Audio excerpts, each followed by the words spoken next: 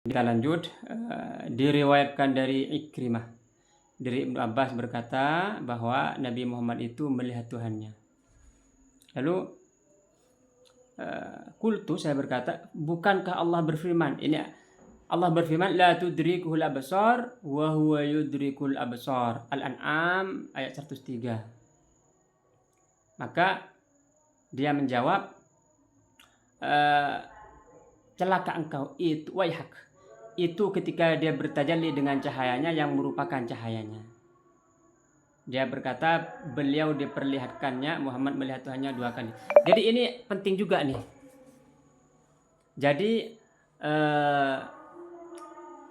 Karkaria itu selalu bilang begini, Allahu nur samawati wal ard. Jadi Allah cahaya langit dan bumi. Ini Allah nur samawati wal ard.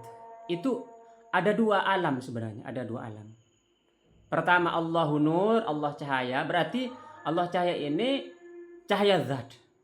Cahaya zat inilah yang dia la tudrikul absar wa huwa yudrikul absar. Artinya Karkaria itu tidak melihat cahaya zatnya, cahaya zat. Karena cahaya zat ini kita tidak pernah membicarakan cahaya zat. Karena cahaya zat ini nanti ada proses setelah khulwat kalau cahaya zat ini. Lalu setelah itu Allahu nur, lalu kita bagi menjadi 2, berarti nur as-samawati wal ard, cahaya langit dan bumi. Nah, antara nur dan dia, nur itu cahaya, dia itu sebenarnya bisa cahaya juga, tapi dibedakan. Makanya disebut nur as-samawati wal ard, cahaya langit dan bumi. Cahaya langit dan bumi berarti langit dan bumi ini mendapatkan cahaya dari cahaya Allah. Nah, sini. Ini penjelasan ini ada di sama penjelasannya dengan kitab hikam yang disyarah oleh Syekh Al-Buti. Tapi saya referensinya bukan ke sana. Cuman ada samanya gitu, ada samanya dan bedanya banyak sekali. Dan perbedaan itu sudah saya jelaskan di buku saya yang terbaru, nanti saya juga akan terbitkan.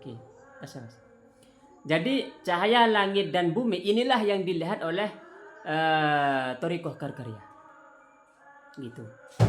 Jadi cahaya langit dan bumi artinya hakikat bumi dan hakikat langit itu adalah cahaya. Jadi walaupun misalnya ada 4 unsur, ada unsur tanah, api, angin, air, ini sebenarnya adalah hakikatnya adalah cahaya. Jadi cahaya ini sebelum 4 unsur ini gitu. Kasih tu lah kami.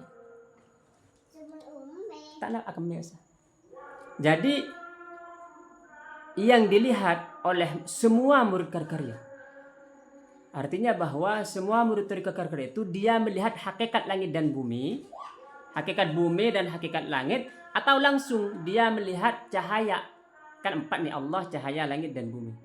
Dia bisa jalan-jalan di bumi, artinya ketika berzikir, kadang ada di dalam lautan, kadang di dalam hutan, kadang di mana, di bumi gitu pokoknya. Atau dia ke langit, kadang ketika zikir dia ada di langit kedua begitu ketika zikir. Kadang ketika berzikir dia di planet apa gitu, antar planet gitu mainnya. Atau dia ketika zikir cahaya doang, tapi sekali lagi dia bukan cahaya zat. Jadi setelah itu Allah cahaya langit dan bumi ini begitu tuh. Allah nur, lalu nur as-samawati wal ard. Allah nur berarti dia jabarut, nur samawati wal ard berarti dia malakut. Begitu tuh. Makanya ketika murid Karkaria itu berzikir, maka ada 3 kemungkinan. Dia musyahadah cahaya, dia musyahadah hakikat langit, dia musyahadah hakikat bumi gitu. Ketika saya bilang begini berarti Bang hampir murtad nih, Anjay pindah-pindah langit. Itu maksud saya kalau Bang Anjay pengen, caranya ada di Karkaria. Artinya saya maksudnya ngomong begini nih, bukan ini adalah eksklusif gitu, hanya Karkaria yang bisa, enggak. Semua makhluk Allah bisa.